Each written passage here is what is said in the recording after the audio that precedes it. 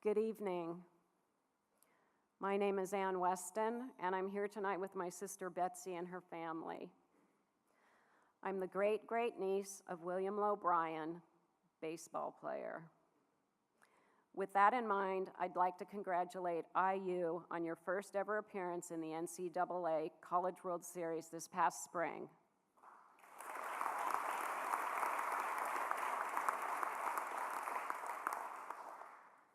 Although I traveled from the state of Oregon to speak with you tonight, I, like you, was cheering for the Hoosiers.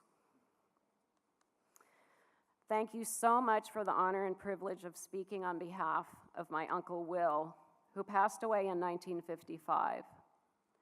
To be honest, I didn't know much about him before I received the invitation to represent him here tonight. So I began to research his accomplishments as an athlete. And this is what I learned. He was a baseball letterman in the year 1884, 189 years ago. So then I began to wonder, why was Uncle Will being honored by the Indiana University Athletic Department?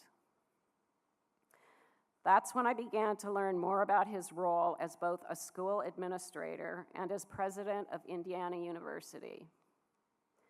And then the answer became clear. There would be no Hoosier Big Ten champions without the effort and drive of William Lowe Bryan.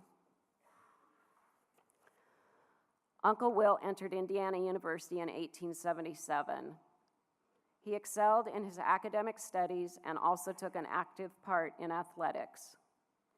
He lettered in baseball and worked on the Indiana Daily Student.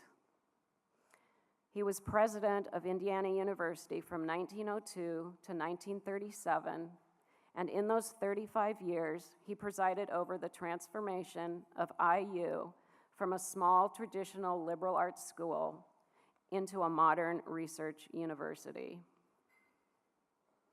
His most notable accomplishment on the academic side was the expansion of graduate and professional training, the faculty and academic departments.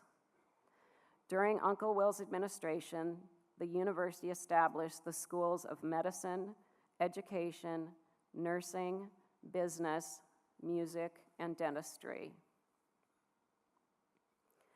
When the Big Seven Conference was created in 1897, neither IU's athletic standing nor its facilities were in the class of the original league membership.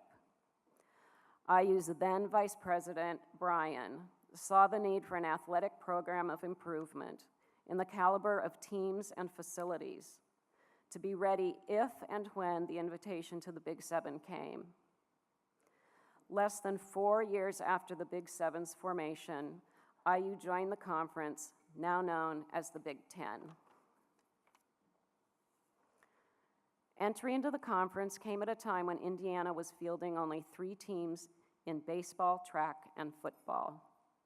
In 1901, basketball followed. Then, under Uncle Will's leadership, additional varsity sports competing for conference championships were added: cross-country, wrestling, gymnastics, tennis, swimming, and golf. It was also under Uncle Will's leadership that major new athletic facilities were added: the men's gym, Memorial Stadium, and the men's field house. In 1923, my uncle brought back early Indiana sports star Zora Clevenger as IU's first professional athletic director. Clevenger immediately went to work enlisting high-caliber coaches to run the major sports. We all know that it's not so much about bricks and mortar, fields and foundations. It's about the experience of the young people we proudly call our athletes. Perhaps that's where William Lowe Bryan made his greatest impact, because he was a visionary. Long before the days of gender equality and integration, Uncle Will saw the integrity and value of welcoming both women and African Americans into the IU community, decades before Jackie Robinson, another great baseball player, put on the number 42. I'd like to thank Indiana University's Intercollegiate Athletics Hall of Fame for giving me the opportunity to learn so much more about my uncle, William Lowe Bryan.